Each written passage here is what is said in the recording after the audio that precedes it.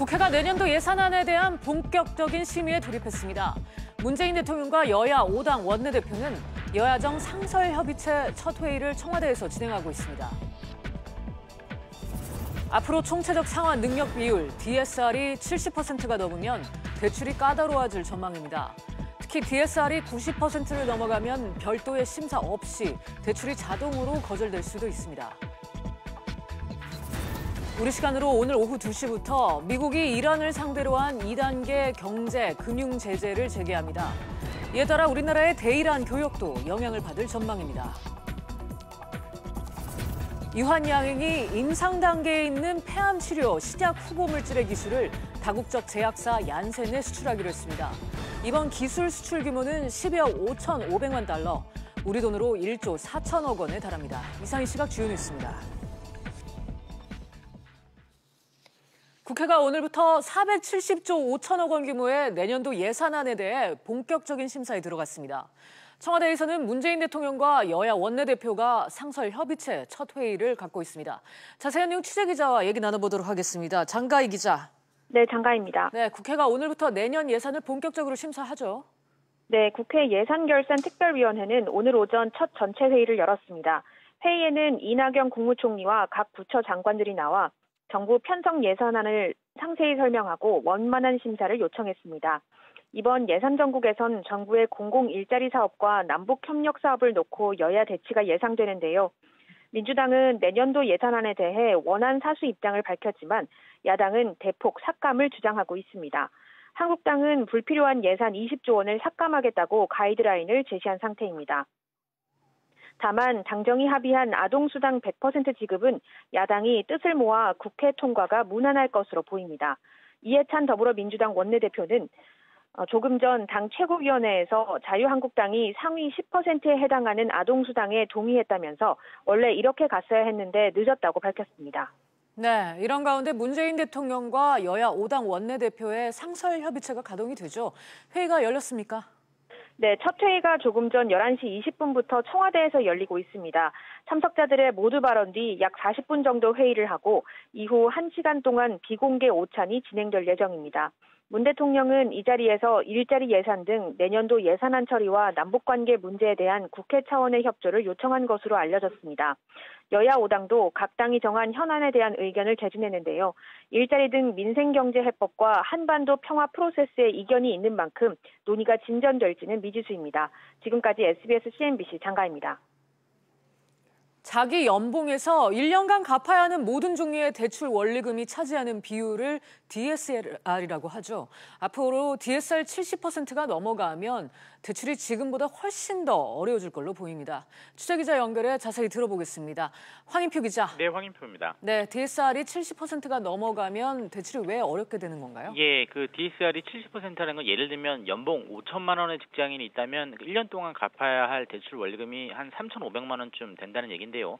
이 시중은행들이 70% 이상 되는 DSR에 대해서 위험 대출로 분류해서 이제 영업점 심사가 아닌 본전 심사를 통해서 대출 여부를 결정하도록 했기 때문입니다. 특히 은행들은 90% 이상 대출 같은 경우에는 초위험 대출로 보고 이 본점의 특별 심사를 거치도록 할 예정인데 사실상 대출이 거절될 수도 있습니다. 이번 달부터 이렇게 대출이 좀 막힐 것을 우려한 개인들이 신용대출로 몰리면서 지난달에 5개 시중은행의 신용대출 액수가 한꺼번에 2조 1,100억 원이나 늘어나기도 했습니다. 그렇군요. 이 대출뿐만 아니라 부동산 규제가 계속 강화돼가 있는데 네. 오늘부터 수도권 공공택지로 지정된 6곳 허가를 받아야 토지 거래가 가능하다고요? 네, 그렇습니다. 정부가 지난주에 그 광명과 성남 등 수도권 공공택지 6개 지역을 토지 거래 허가 구역으로 지정했습니다. 이에 따라 오늘부터 해당 지역 토지를 거래하려면 허가를 받아야 하는데요. 이 대상지는 광명시 하양동과 의왕시 청계 등 모두 6곳, 면적으로는 18제곱킬로미터입니다. 오늘부터 2년 동안 해당 지역에서 토지를 이제 거래하려면 시군, 구청 등 지자체장의 허가를 받아야 합니다. 만약 허가를 받지 않고 거래하는 경우에는 이 계약 효력이 없어지는 것은 물론이고요. 2년 이하의 징역 또는 2천만 원 이하의 벌금이 부과됩니다. 네, 지금까지 황인표 기자였습니다. 국세청은 매년 한 번씩 12월에 국세 통계 연부를 발표합니다. 그 전에 국세 통계를 이용할 수 있도록 국세 통계 항목 일부를 조기 공개하는데요. 지난 7월 1차로 79개 항목을 공개한 데 이어서 오늘 81개 항목을 공개했습니다. 어떤 내용이 담겨 있는지 취재기자 연결해 알아보겠습니다. 이한승 기자. 네, 이한승입니다. 네, 중소기업이나 창업 현황 같은 통계도 이번 발표에 포함이 됐죠. 네, 맞습니다. 국세청에 따르면 중소기업은 지난해 56만 1,000개로 집계됐는데요. 그중에서 제조업이 전체의 25.4%로 가장 많았고 도매업과 서비스업이 그 뒤를 이었습니다. 지난 2013년 16%에 미치지 못했던 서비스업은 지난해 18%를 넘어서며 가장 많이 늘어났고 반대로 2013년 19%에 육박했던 건설업은 지난해 16.6%까지 감소했습니다. 창업 관련 통계도 나왔는데요. 지난해 창업기업은 128만 5천 개로 1년 전에 비해 4.7% 증가했습니다. 연령대로 보면 40대가 전체의 30%로 가장 많았고 50대와 30대 등의 순이었습니다. 30세 미만 창업 비중은 지난 2015년 9% 수준에서 지난해 10% 수준으로 늘어 가장 큰 증가폭을 보였습니다. 네, 이 고액 체납자에 대한 세금 징수나 주류 출고량 등의 내용이 이번에 발표됐다면서요. 네, 맞습니다. 국세청이 지난해 5천만 원 이상을 체납한 고액 체납자 재산을 추적한 결과 현금 8,800억 원을 징수하고 재산 등 9,100억여 원을 압류했습니다. 현금 징수는 10%, 재산 압류는 5.5%가량 늘어난 수치입니다. 또 올해 신고된 해외 금융계좌는 66조 4천억 원으로 지난해보다 9%가량 증가했습니다. 또 지난해 국내에서 출고된 주류는 355만 1,000킬로리터로 1년 전보다 3.5% 감소해 최근 3년간의 감소 추세를 이어갔습니다. 그리고 지난해 현금 영수증은 108조 7천억 원 발급돼 7%가량 늘어났습니다. 지금까지 SBS CNBC 이한승입니다. 지난 5월 이란과의 핵 합의를 일방적으로 파기했던 미국이 오늘부터 2단계 경제 제재에 들어갑니다. 미국은 우리 시간으로 오늘 오후 제재 예외를 받을 8개 나라를 발표할 예정인데요. 우리나라가 포함될지 여부에 관심이 집중되고 있습니다. 보도국 연결합니다. 임종윤 기자. 네, 보도국입니다. 네, 미국의 이번 제재가 2단계 조치라면서요? 그렇습니다. 미국 이란과 핵 합의에서 일방적으로 탈퇴했던 게 지난 5월입니다. 그리고 나서 석 달 뒤인 8월 7일에 1단계 제재를 적용하기 시작했는데요. 이번이 그에 이은 두 번째 단계의 제재라고 보시면 됩니다. 1단계 제재는 이란의 제재 대상과 거래하는 제3국 기업, 즉 개인에 대한 제재, 이른바 세컨더리 보이콧이라고 이해하시면 되고요. 이번에 시작되는 2단계 제재는 이란의 석유 제품 거래와 항만 운영, 에너지 선박, 또 이란 중앙은행과의 거래 등을 제재하는 좀 더 본격적인 의미에서의 경제 제재다 이렇게 보시면 됩니다. 네, 그런데 미국이 오늘 발표하는 이란 제재 예외국 8개 나라에 우리가 포함될 가능성이 높은가요? 예, 일단 우리나라가 주요 예외 후보국 가운데 하나로 거론되는 건 사실입니다. 미국의 제재 예외국에 들어가기 위해서는 이란산 원유 수입을 그 전보다 상당히 많이 줄였거나요. 또 다른 영역에서 협력을 많이 한 나라들 가운데 하나를 좀 고르겠다라는 게 미국 정부 입장인데요. 현재 주요 후보국으로는 우리나라를 비롯해서 일본, 인도, 터키, 중국 등이 거론되고 있습니다. 예외국으로 선정이 되면 이란과의 원유 거래를 계속해서 할 수 있게 됩니다. 네, 한편 미국 중간 선거가 이제 하루 앞으로 다가왔는데요. 공화당과 민주당 어디가 우세하다고 합니까? 현재까지 CNN이나 ABC 등 미국의 주류 언론들은 민주당이 전반적으로 우세하다라는 보도를 계속해서 하고 있습니다. 근데 선거가 이제 막바지에 접어들면서 경제 수치가 좀 계속 좋게 나오고요. 그다음에 이민 문제 등이 부각이 되면서 공화당이 그 격차를 상당 부분 줄이고 있다는 분석도 함께 나오고 있습니다. 미국의 중간선거는 우리 시간으로 내일 밤 8시부터 동부 연안을부터 시작을 해서 순차적으로 진행이 되는데요. 우리 시간으로 8일, 즉 목요일 아침면 선거 결과를 명확하게 알 수 있을 것으로 보입니다. 지금까지 보도국에서 전해드렸습니다. 미국이 이란산 원유 거래를 차단하는 이 2단계, 2단계 경제금융 제재를 재개하면서 8개 예외국에 우리가 포함될지 관심이 쏠리고 있습니다. 아울러 세계 경제에 향방을 가늠할 미국 중간 선거도 하루 앞두고 있습니다. 가뜩이나 어려운 우리 경제에 불안한 대외 변수가 많은데요. 관련해서 이종훈 시사평론가 모시고 현 상황 짚어보도록 하겠습니다. 평론가님 어서 오세요. 네, 안녕하세요. 네, 우리로서는 이런 제재 예외국 인정 여부에 지금 주목할 수밖에 없는데요. 만약 예외국에서 제외가 되면 정유나 석유화학업계는 피해가 불가피하겠죠. 네, 그렇습니다. 그러니까 그뿐만 아니고 이제 이란 쪽으로 수출하는 업체들도 좀 타격을 입을 수밖에 없는 그런 상황이거든요. 네. 그러니까 오늘 밤 한 10시 반 정도에 이제 발표가 나올 것 같습니다. 근데 과거의 이제 사례를 보면 이제 그 우리를 예외로 인정했던 적이 있기 때문에 예. 이번에도 예외로 인정하지 않겠느냐. 그러니까 주로 동맹국들 중심으로 해서 예외를 좀 인정해 왔기 때문에 이제 포함이 될 가능성이 높다. 이런 보도가 지금 뉴욕타임즈 쪽에서는 좀 나오고 있는 그런 상황입니다. 만약에 이번에 거기 포함이 안 되면 이란산에서 이제 그 석유 수입이 좀 금지가 되고 그와 관련한 대금이 이제 사실은 그 이란 중앙은행 결제를 통해서 예. 우리 수출 대금하고도 이렇게 상쇄 결제하는 식으로 이제 진행을 하게 돼 있는데 지금 우리가 이란 쪽에서 우리 업체들이 못 받은 게 한 2천억 정도 넘는 것으로 알려지거든요. 거기에도 이제 타격이 올 수 있는 그런 그 상황입니다. 네. 그러니까 예외국에 인정이 된다면 한시름 놓게 되겠는데 이란산 원유 공급이 크게 줄어든다는 거는 또 부담이긴 합니다. 공급 감소로 인해서 유가 급등 우려도 있고요. 네. 향후에 유가 향방 어떻게든 영향은 받지 않겠습니까? 네, 그러니까 뭐 미국 정부 쪽에서는 큰 지장 없을 것이다라고 지금 이야기를 합니다. 그러니까 네. 과거에 비해서 지금 미국에서 지금 그 원유 생산량이 워낙 많이 늘고 있기 때문에 그걸 충분히 상쇄하고도 남는다라고 이 얘기는 좀 하고는 있는데요. 그런데 뭐 이란도 뭐 적지 않은 양의 그 원유를 수출을 해오던 국가라서 그 수출이 차단이 되면 국제 시장 자체에서 원유 공급량이 줄어들게 된다는 거죠. 그렇게 되면 이래서 또 다시 뭐 과거와 같이 유가 $100 시대를 맞는 거 아니냐. 뭐 그런 시각도 일각에서는 좀 나오고 있는 그런 상황입니다. 네. 한편 지금 전 세계의 이목이 미국 중간 선거에 쏠리고 있습니다. 상하원 모두 공화당이 장악하고 있는 지금 의회 구도에 어떻게 변화가 올 것이냐, 또 그에 따라서 트럼프 대통령의 대외 정책도 달라질 텐데요. 우리 경제에도 뭐 어떤 식으로도 영향이 있겠죠. 네, 그렇습니다. 그러니까 트럼프 대통령이 특히나 또 이제 경제 정책과 관련해서 미국 우선주의 정책을 지금 뭐 강하게 펼치고 있는 상황 아닙니까? 네. 그러다 보니까 이제 이 선거가 당연히 경제에도 큰 영향을 미칠 거다 이렇게 이제 보는 거고요. 그러니까 가장 중요한 게 역시 이제 상원 선거인데 지금은 공화당 대 민주당이 51대 49입니다. 근데 만약에 이게 이제 민주당 쪽으로 의석이 두 석이 더 넘어가서 네. 지금 이제 그런 상황이 오게 되면 역시 이제 민주당이 그 야당인데 영향을 좀 많이 받을 수밖에 없다는 거죠. 그랬을 때 이제 긍정적인 효과와 이제 부정적인 효과가 있을 텐데.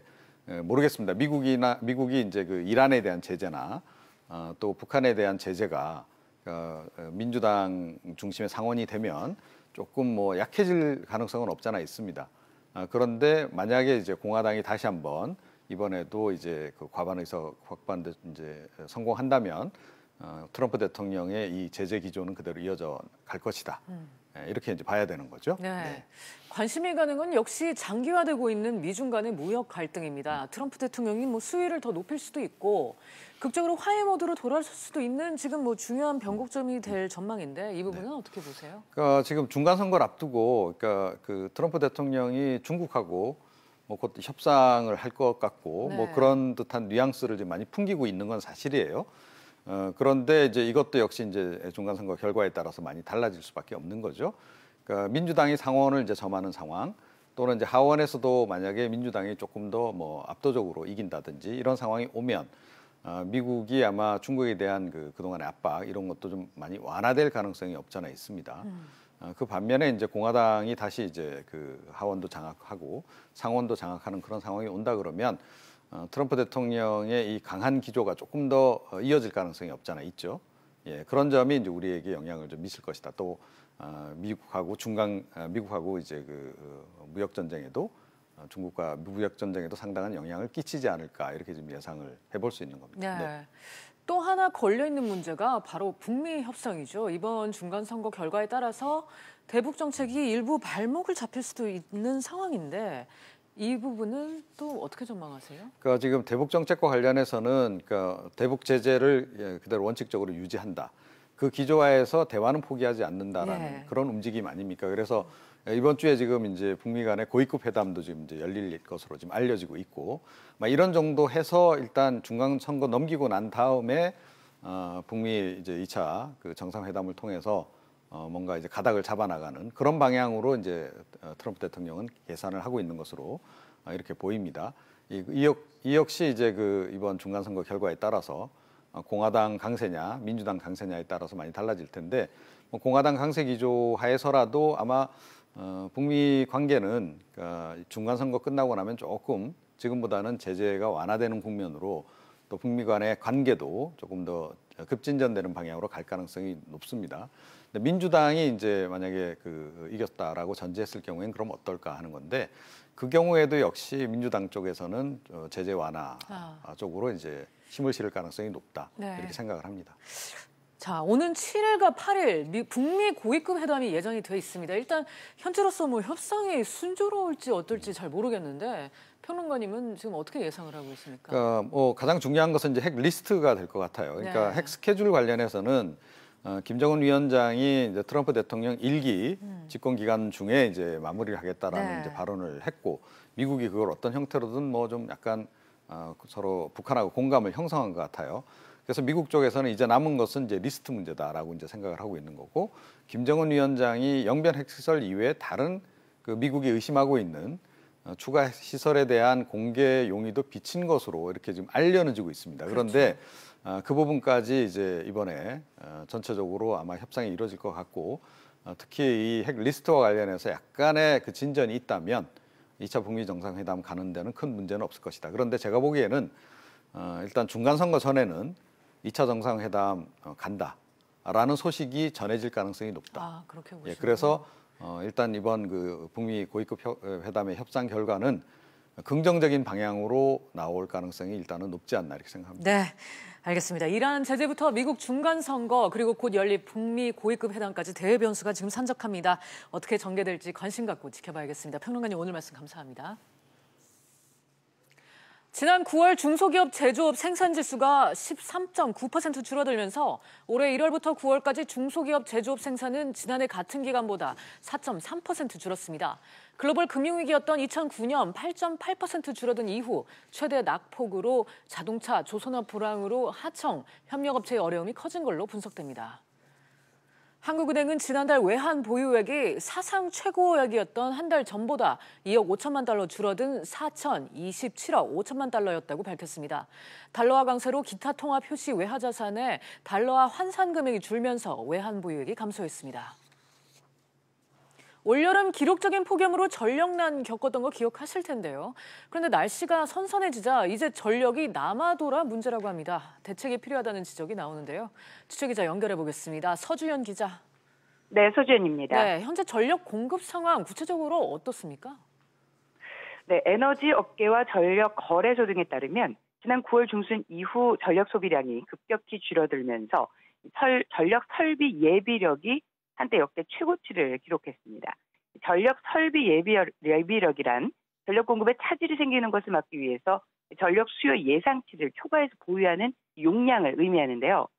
지난 9월 24일은 최대 전력 소비량이 48기가와트에 그치면서 국내 전체 발전 설비 가운데 무려 70기가와트가 남아돌았습니다. 최대 전력 수요량에 대한 예비 전력의 비율을 의미하는 공급 예비율도 여름철 폭염으로 전력 수요가 많을 때는 8%에 불과했는데 지난 9월 한때까지 83%까지 치솟으며 큰 차이를 보였습니다. 네, 왜 이렇게 수요 공급이 안 맞는 거죠? 대책은 있습니까?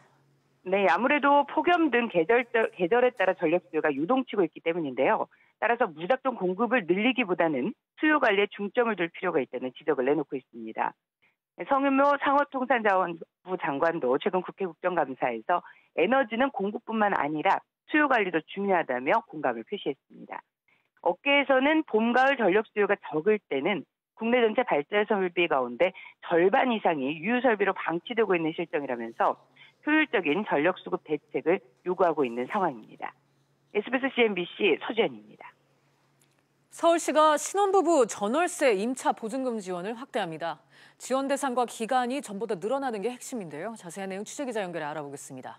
조슬기 기자.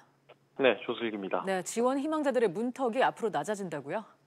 그렇습니다. 신혼부부 임차 보증금 지원 사업은 전월세 보증금의 90% 한도에서 최대 2억 원까지 낮은 금리로 돈을 빌려주는 사업입니다. 은행에서 대출을 받을 수 있도록 추천서를 써주고 이자의 일부를 대신 부담함으로써 실질 이자율을 낮춰주는 방식으로 이뤄지는데요. 일단 이자 지원 기간이 기존 최장 6년에서 8년으로 늘어납니다. 기본 지원 2년에서 연장 계약할 때 전체 대출금의 10%를 상환하는 조건으로 4년까지 연장 가능하고요. 여기에 출산과 입양 등으로 자녀가 늘어나면 자녀 한 명당 2년씩 최대 4년까지, 최장 10년까지 연장, 8년까지 연장이 가능합니다. 네, 기존 계약을 연장하는 경우도 융자 지원을 받을 수 있게 된다고요? 네, 기존에는 반드시 다른 집으로 이사를 가야만 융자 지원을 받을 수 있었는데요. 앞으로는 임차 계약을 연장하려는 신혼부부들도 지원 혜택을 받을 수 있게 됩니다. 계약 연장 과정에서 보증금 인상 등 목돈이 필요한 경우가 많아진 상황을 고려해 지원 대상을 확대하기로 결정한 건데요. 또 신청과 대출 심사 때 각각 이뤄졌던 소득 확인 절차도 대출 심사 때 최종적으로 확인하는 것으로 일어나 있습니다. 신청을 희망하는 신혼부부는 일단 은행에서 대출 한도를 확인해야 하고요. 임대차 계약을 맺거나 연장한 뒤 관련 서류를 제출하면 추천서가 발급되는데 이 추천서를 받은 은행은 일주일에 맞춰 임대인의 계좌로 요청된 금액을 지급하면 됩니다. 또 6개월 내 결혼 예정이거나 혼인신고일로부터 5년 이내인 부부, 합산 소득이 8천만 원보다 적은 경우에만 지원받을 수 있다는 점 유념해야 되겠습니다. 지금까지 SBS CNBC 조슬기입니다. 유한양행이 폐암 치료를 위해 개발 중인 신약 기술 수출에 성공했습니다. 유한양행은 미국 존슨앤존스의 자회사인 얀센 바이오텍과 최대 1조 4천억 원에 이르는 계약을 체결했다고 발표했는데요. 취재기자 연결해 자세한 내용 알아보겠습니다. 박기환 기자. 네, 박기환입니다. 네, 먼저 계약 내용부터 전해주시죠. 네, 유한양행이 기술 수출에 성공한 신약은 현재 임상 단계에 있는 표적 항암제 레이저 티닙입니다. 유한양행은 오늘 공시를 통해 다국적 제약사인 얀센 바이오테크와 기술 이전 및 공동 개발 계약을 맺었다고 밝혔습니다. 계약금 5천만 달러, 우리 돈 560억 원을 포함해 최종 단계인 상용화까지 진행될 경우 최대 1조 4천억 원에 달하는 수출 효과를 얻을 수 있을 것으로 보이는데요. 국내 제약사가 해외 업체와 맺은 단일 기술 수출 계약으로는 최대 규모입니다. 개발에 성공해 실제 판매가 이루어진다면 유한양행은 매출에 따라 두 자릿수 로열티도 별도로 받을 수 있습니다. 일단 유한양행과 얀센은 내년 2분기부터 레이저 티닙에 대한 글로벌 임상 3상 시험을 진행할 계획입니다. 네, 과거 한미약품이 대규모 기술 수출 계약을 맺었다가 실패한 사례가 있는데 그럼에도 이번에 유한양행 주가는 고공행진 중이죠? 네, 그렇습니다. 한미약품은 앞서 지난 2015년 레이저 티닙과 같은 폐암 치료제 신약 올리타에 대해서 8천억 원대 기술 수출 계약을 맺었다가 올해 개발 중단 선언을 했는데요. 임상 3상 환자를 모집하는 데 어려움을 겪었고 계약을 맺었던 독일 제약업체도 발을 빼면서 개발 자체가 중단됐던 겁니다. 이런 전례에도 불구하고 유한양행 주가는 개장 가동 시에 급등하면서 가격 제한폭까지 올랐는데요. 증시 개장과 함께 유한양행 주가는 29.78% 오른 23만 1,000원 상한가에 거래되고 있습니다. 지금까지 보도국에서 전해드렸습니다. 정부가 부동산 가격을 올리기 위한 허위 매물 신고를 단속하자 부동산 허위 매물 신고가 급감했습니다. 부동산 매물 클린 관리센터에 따르면 8월과 9월 2만 건을 넘었던 부동산 허위 매물 신고가 지난달에는 8,900여 건으로 58% 줄었습니다. 남북 공동조사단이 한강과 임진강 하구 공동이용을 위한 수로조사를 오늘 오후 시작합니다. 이번 수로조사는 정전협정 체결 이후 65년 만에 처음으로 조사가 완료되면 민간 선박의 항해를 위한 해도가 제공됩니다. 이 시각 증시 상황 함께 살펴보시죠. 지난주 미국 증시는 미중 간 무역 협상과 관련해서 엇갈린 발언이 나오면서 등락을 거듭하다가 하락 마감했습니다. 이 영향으로 국내 증시 역시 지금 하락세입니다. 코스피 2,000선에서 거래되고 있고 코스닥은 685선에서 거래되고 있습니다. 코스피 수급 상황 보시면 개인의 매수세가 도드라지고 있지만 외국인과 기관이 동반순 매도하면서 지수 하락 이끌고 있습니다. 코스피 오늘 지수 특징주 같은 경우에는 현대차와 기아차가 일단 글로벌 수요 부진 우려에 동반 하락세 보이고 있고요. 특히 유한양행 같은 경우에는 1조 4천억 원 규모의 기술 수출 계약 소식에 지금 동성제약과 한미약품 등 신약 개발 업체들이 동반 상승세 보이고 있습니다. 코스닥 수급 상황도 함께 살펴보시겠습니다. 코스닥 역시 지금 개인이 순 매수하고 있지만 외국인과 기관 동반 순 매도세 이어지고 있고요. 코스닥 변화가 가장 큰 종목들 위주로 살펴보시자면 ST팜이 3분기 적자 전환 소식에 약세 보이고 있고 파인 디지털도 18억 원 규모의 자사주 매입 결정에 현재 강세 보이고 있습니다. 지금까지 증시 상황 알려드렸습니다. 오늘 저희가 준비한 내용은 여기까지입니다. 시청해주신 여러분 고맙습니다.